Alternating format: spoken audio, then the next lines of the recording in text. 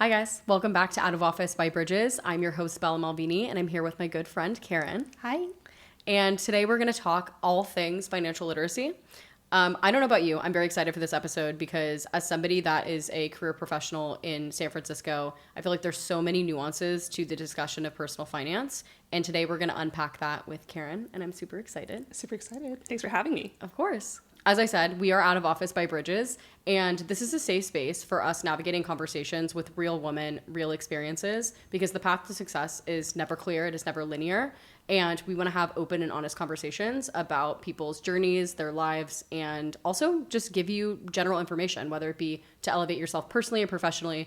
We want to support you getting there, and that's the hope of what we do here at this podcast.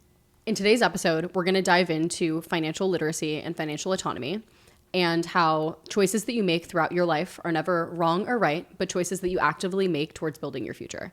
And these are practices and experiences that have existed for generations, and we want to bridge the gap between ambition, knowledge, and opportunity so that you can capitalize and make a choice that's right for you.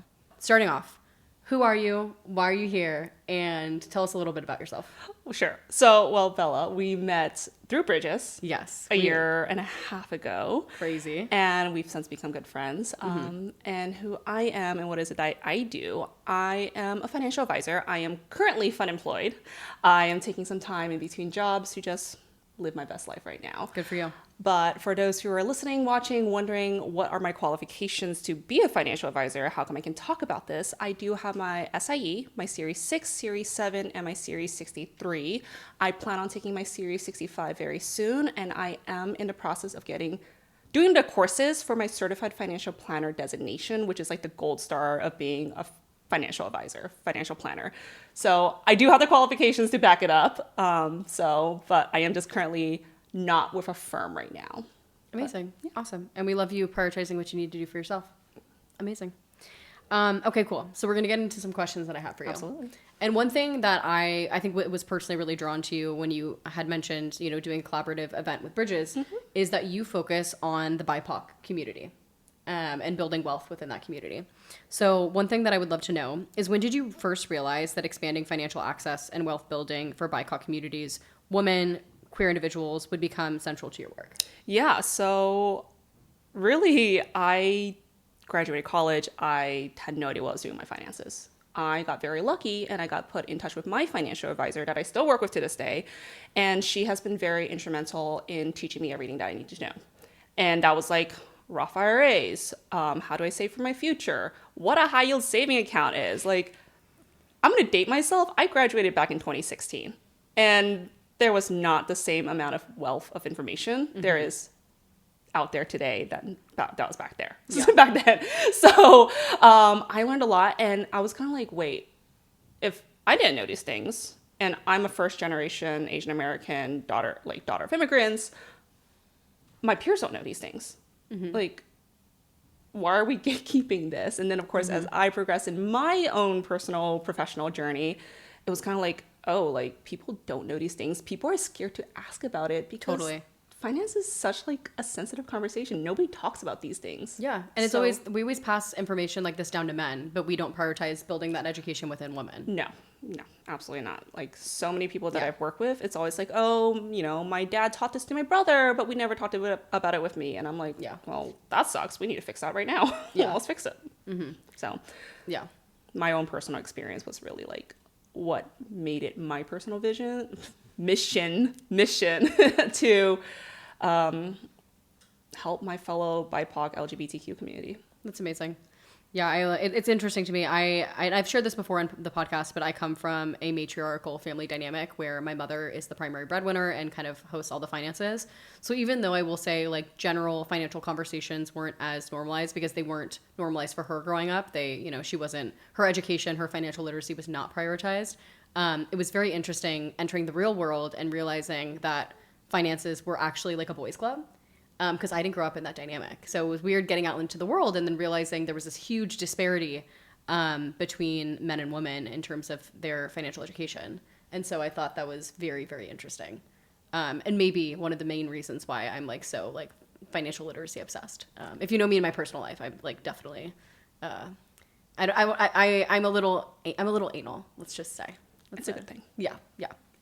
So, when people enter the financial growth space, whether it be investment, retirement planning, long-term wealth building, what are some of the biggest disparities you see between white men and historically like marginalized communities? Absolutely. Great question. And I would say the biggest thing is women want to be like 99.9% sure what they're going to do before they go ahead and take action. Men are very much like, sure, this sounds good, I'm going to do it. Like they don't they don't need to do research. One of my favorite little posters that I have for myself is like, do it with the confidence of a man. Hell yeah. Women, we do overthink things. We want to know everything. And so that's the biggest thing. And then, of course, we have the whole women make less than men. And then if you're a woman of color, we're also making less money. Yeah. So there's also that difference between men, women of color as well. That makes sense. I don't know if you've seen this floating around like Instagram and TikTok, but there's a video of Kevin O'Leary, and basically he was saying very similarly to what you said, to where the investment between men and women is substantially different. Women get significantly less investments, but the ROI on female-led investments are significantly more female-led businesses because they marginalize AIR significantly more than men do. They're more scared to take risk, but in hindsight, it turns into like more profitable investments for the investors. Yeah, and it's not even like in the investment space, like business investment space, but also in personal investments. Women's portfolio is larger than men's because men are a little bit more like, sure, I'll take some risks, whereas women are a little bit more risk. I don't want to say risk adverse, but we're a little bit more hesitant to do anything new without doing a lot of research. So our portfolios also tend to be larger than men. Obviously, cultural differentiations are also like major things to take into considerations when we're talking about money. Different cultures often have very different relationships with money, from like a collective family responsibility to risk intolerance around investing. And in your opinion, how do cultural values shape the financial decisions people make? I definitely, it plays a larger role, especially if they're first, second generation. You know, having worked with a lot of Asian American women,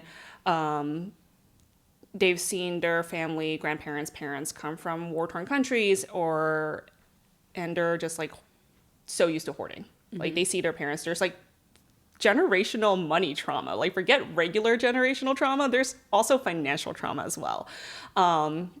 It can be a pro and a con for so many different things. Like Asian Americans were really good at saving, but also, are we saving efficiently? Can't say yes, because it's all in cash. And unfortunately, cash is paper. Paper burns, you know, it can be stolen, things like that. But there's also a big inherent distrust in the government and like banks. And I think that would play across for a lot of other cultures as well.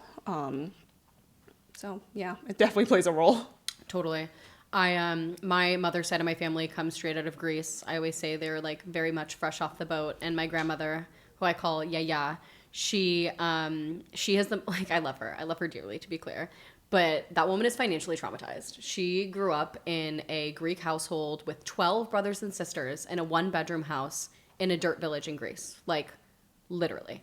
And she grew up during the war, like obviously, you know, fled her village in the mountains and moved to the city when she was a young girl and all these things.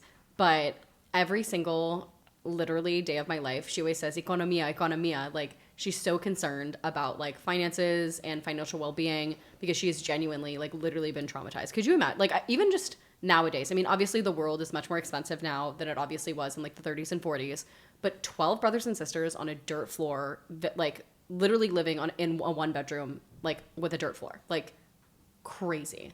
And the financial trauma that comes from that is insane.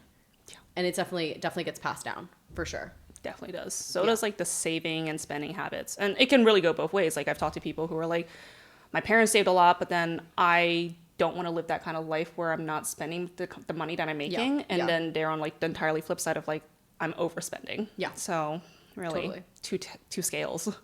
So many of your clients may be the first person in their family to build financial stability due to immigration, systematic barriers, or generational poverty.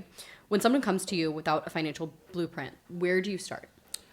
first really getting to know them as a person, because you could literally go on Google, ChatGPT, Claude, whatever, and like have them build you a financial plan, but they don't know who you are. Do you have any generational financial trauma that you're dealing with? How are your relationship with family, parents? Like, what are your goals? Like, not everybody wants to save for retirement off the bat, like off the top. Like maybe their first priority is like buying a house, building a family.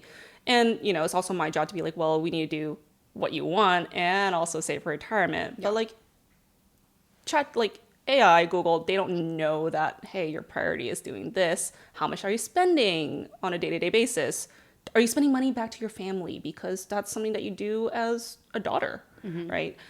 So my first goal is to get to know them personally and professionally, and then build a financial plan around their goals.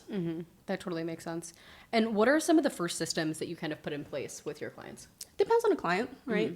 Do they have a healthy savings? If great, you have a healthy savings, then like what's next? Is your income protected?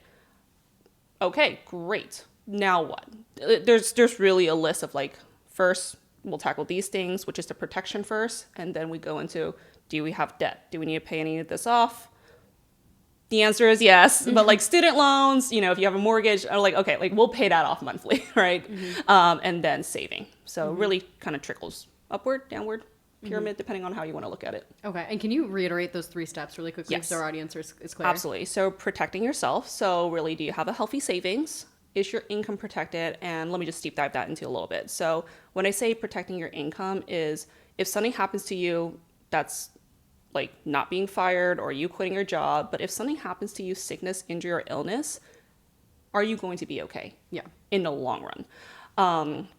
Then debt. Do you have any credit card debt that we need to pay off? They're high interest. We should tackle those. Mortgage, car loans, any other debt. We should also like make a plan to pay that off. Especially if there are folks who are like, I don't like this debt at all. They're going to be like super hyper focused on like, I want to pay my student loan off ASAP. I'm like, okay, we can tackle that into part of your goals as well. And then after that is also, hey, saving for the future, retirement, personal goals, whatever you want to when it comes to savings. So those 3 areas. Cool. And I remember from our seminar that we did with Bridges, you had mentioned the volatility of like different industries. And so can you dive into maybe a little bit how you might advise clients differently depending on the volatility of their industries? Yeah. So tech, we'll go with tech first. Very volatile right now, given everything. I always tell my tech clients is if you are feeling uncertain about your job, have about a year's of savings. That's just your basic living expenses into your high yield saving. That way, if anything happens, you're going to be okay. If you are a little bit more in the, nurses, doctors, anyone in the medical field, you tend to be a little bit more stable, assuming that there's no budget cuts into hospitals. Hey, maybe you don't need a whole year. Maybe 6 months, 8 months, depending on what you're comfortable with. If you're a contractor and you're really living off, contract money, then I would say same thing. Can we get 12 months, a year's worth of savings for those months where, hey, it's a little bit slower and you're going to have to live off your savings. And that's totally okay. I think people get this weird conception of my high yield saving, I cannot touch that money. But in reality, it's there for those emergencies. Like, you can touch your high yield savings and use that. Don't make it a habit, but if you're like a contractor job and like holidays might be very slow for you. Yeah. You still need to pay rent. Yeah. You should pull that money out and pay rent because that's what we designated that bucket for. Yeah. For those slower months. And I'm going to share a story that's a little bit TMI, but I feel like it's relevant to like establish kind of like normalcy within these conversations. Before I moved to San Francisco, I had 6 months of all living expenses and a high yield savings account prior to moving here. That was like what I personally needed to, leave my parents' house, and like it was the cushion that I felt like I really needed. I also called it my FU fund. Some people tell people that. Some people refer to it as an FU fund, where it's like you basically have this money to like do whatever you want in case shit hits the fan. But one thing that I really want to normalize, and maybe you have a perspective on this, is like I life has happened to me over the past 4 years since like full-time living in San Francisco. And like, fortunately or unfortunately, I've definitely had to dive into that money. Like, and I feel like we should normalize that, like, that's okay too. Because life happens. Like, I think for me, like, I had an ER visit. I can't, there's nothing I can do about that. I had moving expenses. Like things, people always say like when it rains, it pours. And sometimes like that really fucking happens. I went to Greece with my family, which was a premeditated plan, but then I unexpectedly had to move like a month or two later. The timing of that was not expected. Investing in this podcast, investing in bridges, all those things. And so I really want to normalize that, like, sometimes shit just happens and like it is okay. Obviously you need to prioritize kind of building up that security net again, but like it's also okay not to be perfect. I think like people get very, especially on media, it's like, oh, I saved $120,000 this year, this is like what you should be doing too. That's not real. Like, it's not realistic for that's everybody. Not realistic for everybody. And I feel like we need to like really normalize that. That's like not normal. You were seeing like literally a top 1% example. Yeah. And we shouldn't feel bad about that. Like I would like to think, like, at least for myself, like I'm somebody, I would like to think that I do pretty well in my life, whether it be through my 9 to 5 or, bridges and stuff like that. And like, even shit hits the fan for me sometimes. And like, that's normal. And I really want to normalize that. Yeah. I wish that is a message. If anybody takes it away, is like, it's okay to use your high yield saving. And some people are like, actually I get this question sometimes. It's like, well, I also want to have a travel fund. And I'm like, if you don't want to have a separate travel fund, like, treat your high yield saving, like just add that extra bucket on top of it and then use that to pay for your travel fund. You don't need a separate high yield saving account. Like a high yield saving is just like letting your money work for you just a little bit. Yeah. It's totally okay to use it. Mm-hmm. I agree. That's what I did for the longest time. I'd add on top to my 6-month high yield savings account and then just have that as my travel money because it earned like 3%, 5% depending on the time. Yeah, and then just replenish it afterwards. It's not a big deal. Many professionals focus on increasing their income, but income and wealth are two very, very different things. What are two biggest misunderstandings you see people have in the difference between the two? Yeah, so, and there's not going to be one set answer, so this answer is coming from me. Income, think of it as what you're bringing home from work or side gigs or whatever. Like that money hits your paycheck, but chances are that paycheck hits your bank account, you use it to pay your bills. Wealth is really what is growing for you for a long term. And people can have different opinions on what wealth is. Is it financial wealth? Is it life wealth? Like, I'm currently unemployed, but I'm so wealthy right now. Like, I'm surrounded by friends. I do things that, like, it's not tangible wealth in the sense, like, I'm thinking of that, like, that, oh my gosh, nobody laugh at me, that gif of Scrooge jumping into his vault of money. Like, do you know what I'm talking about? Yeah. A lot of people think when they, like, if we're talking about financial wealth, that's kind of what I'm thinking about, like jumping into a pile of money.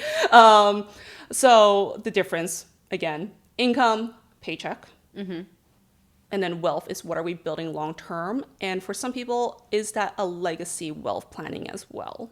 So are we passing anything to our kids, chosen family? For wealth building in early leaderships, like a lot of our listeners, I would say, are probably in that like mid-career level stage where like they're not necessarily specialists anymore. Maybe they're moving into management, whether it be as a single contributor or managing teams, etc. So they're kind of maybe leveling up in their lives, right? Love that for y'all. Yeah, love that for you. But people that have recently potentially stepped into leadership roles where they're either earning more than they have before or for somebody entering that stage of their career, what is the foundational first step that you recommend for building longer-term wealth? First thing first is try not to have a lifestyle creep. The killer. That is a killer. Lifestyle creep, because all of a sudden, and actually I saw this one really good. This is not mine. I'm stealing it from somebody else, but I can't remember who. It's also when you move in with a partner and then all of a sudden you're combining income. So like you could be making 100K, and then all of a sudden it's like, ooh, this is a 200K household. And then we upgrade our lives all of a sudden, like new apartment, new cars. Still lifestyle creep, but all of a sudden you're spending more money. And that's not to say like don't slightly upgrade your life. Like, I'm all about paying for convenience. I'm not gonna lie about that. But don't upgrade your life all at once. If your car is falling apart, get a new car. Like you probably don't wanna have a road hazard, right? But first thing first is definitely like don't have that lifestyle creep. Are you able to like everything that you are now making? So like if you're all of a sudden it's like, hey, I'm making 180K and I previously made 150K, like that 30K, how much of that can now go into savings versus like completely upgrading my life and going on like 5-star vacations and like all that stuff. Totally. Like how much can we now save for the future as well? Yeah. And not to just share more personal stories, but I feel like it's really relevant to this conversation. I definitely experienced like a major lifestyle creep recently. And it's something honestly that like I knew of this, like, right. I'm somebody that listens to a lot of like financial literacy, whether it be influencers or like planners or like so many things. I just love consuming like financial knowledge. It's a passion of mine. But financial lifestyle creep can hit you like a ton of freaking bricks. Especially when it comes to rent and house payments, that is the killer. That is the killer. Again, especially in the Bay Area. Especially in the Bay Area. And again, just to promote transparency, like some people feel uncomfortable sharing these things. I just like being honest about it because I feel like that's how we share a wealth of knowledge. I previously was spending less than $1,500 a month on rent for like 2 years. And at that time, I was investing, I think it was like 56% of my income, like for about a year and a half. When I realized like my income was like exponentially greater than to my rent payment, I was like, why not? Yeah. Literally, why not? And it was during that time that like there was a lot of active learnings, a lot of things going on, whatever. But like I think I like 2x'd my my retirement like within a year, like within almost a year, because I was investing so aggressively. But when I moved into my current place, which is a very beautiful, much larger condo, less roommates, etc., I almost doubled my rent, which is, it makes such a big difference. Like you couldn't, like, it was crazy. And it really had to make me rethink about how do I set myself up for financial success? What does that look like now that my priorities are different and that my priorities have shifted? Also, for context, I primarily work from home. So being in a living environment where I feel comfortable and like everything is, like I really have a lot of autonomy in this space. When you have more roommates, obviously you have less autonomy. And so you're paying for things like convenience, obviously lifestyle upgrade, etc. But those are definitely like things to take into consideration because it is really different going from almost paying, especially in San Francisco, very limited rent to significantly more rent. And yeah, it was a lot of active learning for me, I would say. That's okay.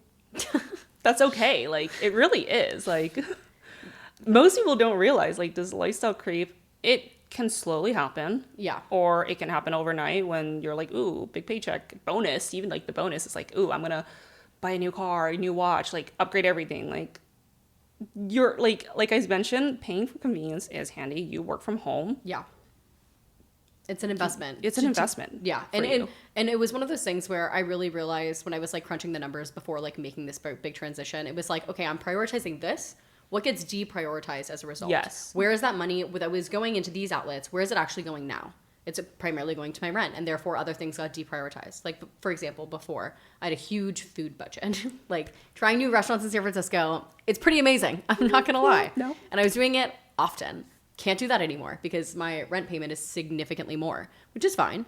I think my quality of life increased dramatically. So the investment, was definitely worth it for me. But I also, it's, there's a financial podcast that I absolutely love. Of course, I'm blanking on the name of it right now. But the host is a woman named Paula, and she says, you can afford anything, but not everything. And every financial choice that you make is a trade-off for or against something else. And I've lived by that since I heard it when I was like 19. Best piece of advice I've ever heard. What your choices are not necessarily wrong or right. It's how you choose to prioritize what matters to you. 100%. Yeah. And I love that. What are some meaningful differences in how men and women approach wealth building? Yeah, no, absolutely. We were touched on that a little bit about how women a little bit more risk adverse, but a lot of people don't also realize that women, if you want to have a family, you're going to be taking 9 months to make a human and then maternity leave. There is a term for this. We are, right now, both of us, we're in what is called a sandwich generation. So we have our parents, grandparents, who are aging, And if we choose to have kids, then we have younger generation. And very oftentimes, especially daughters, we are the ones who are going to be the main caregivers. So oftentimes women are taking time away from work, they're taking time off, or they are cutting their hours, working less to take care of their parents, their kids. And when you're working less, on top of the whole we're making less money than men, we're making less money than men. All right. So men, they're putting more money into their retirement accounts, their savings, and everything. They're being responsible. Women, because we're taking that cut away from our paycheck to take care of the people we love and we care about, we make less money already. Like we're probably cutting about 10 years just because of like taking care of parents, taking care of kids. That's a lot of money if we think about it. So that is the biggest difference. And then for, my sapphic couples, if, there's two sets of parents when you're both women, right? Like that is a double whammy for my sapphic couples. Yeah. So that is a huge difference. And that's not to say like men can't take some time and like take care of their parents, because what if they're the only son? But you see it less. Yeah. You see it less. Which makes sense. If you have to leave our listeners with one action that they could take away to strengthen their financial future, what would it be and why? Ooh. Nobody likes to do this, but I would highly advise doing a quick financial audit. Most people, especially living in the Bay Area, you're making good money. It's easy to just be like, let me just put on my credit card, pay it off. And if you can do that, if you can afford to pay, like my bill for my credit card is like $2,000, I can pay that off easily. Great. I know like it's March, we're no longer in that New Year resolution phase. But the good news is you can always start New Year resolution stuff anytime. I would highly advise a financial audit. If you drink, have an adult beverage with you. If you don't, have something fun. But go through pick 3 months of your last year. And I say normal months, so no holidays, no birthdays, no vacation. Like pick 3 normal months and see, hey, where's my money actually going? Yeah. Are you spending more money on restaurants? You're like, whoa, like maybe, again, if you can afford it, great. But maybe like, where is my money actually going? Like, am I spending too much on Uber, Waymo's, Lyfts? And I can cut back a little bit on that. Am I spending too much on treating myself, like having a little fun treat? And it's not that you can't do that, but like that adds up over time. Are there subscriptions you forgot about? Like those $10 will add up. So that Raya subscription, it adds up. I can't even tell you. So it's not exciting. It's not a sexy thing. Yeah. But I would highly advise doing a quick financial audit and just be like, where's my money actually going? And then if you're like, ooh, I don't like this, cancel something. Yeah. It's a quick, easy fix as soon as you know that, oh, what is this subscription that I'm not even using anymore? That's $10 back. 100%. That's a very expensive coffee in the Bay Area. Yeah. I actually personally do that as well. I use a really aggressive pre-formatted Excel template through somebody called Break Your Budget, who I love. Michaela, she's amazing. She's probably one of my favorite like financial influencers. She worked previously in the financial space, so she's like a credible source, to be clear. But she has something called the Personal Finance Dashboard, and it's like a really, really aggressive, like itemized Excel of everything that you manually populate it so you can see where your money's going, but it pre-populates all of these different like templates and stuff like that. Fascinating tool to use. And it literally shows you populated charts of like, this is where your money's going. This is what you had planned. This is where you're in the positive and negative for each subcategory for every single month. Best thing I've ever spent my money on. I think I spent maybe when I was like 21, maybe like $300 on like the introductory course for all of her things. Changed my life. Literally changed my life. I think because of her, I think I honestly had like well over 50 grand like saved and allocated within my first like 3 years out of college. That is impressive. Just from and I'm not being sponsored to say this at all. I'm like fully just a consumer that is like built a lot from using her tools. So I highly, highly recommend it. It forces you to get really granular and very intentional about what you're spending. So yeah, awesome. Cool. Well, thank you so much for being here. This was honestly one of my favorite episodes so far. I'm really excited for this to air. I feel like there was a lot of education. So thank you for being here. I'm always excited, and I love talking about, the little nuances about finances. So I really had a great time today. So Thank thanks for you. having me. Yeah, of course. Thank you for being here.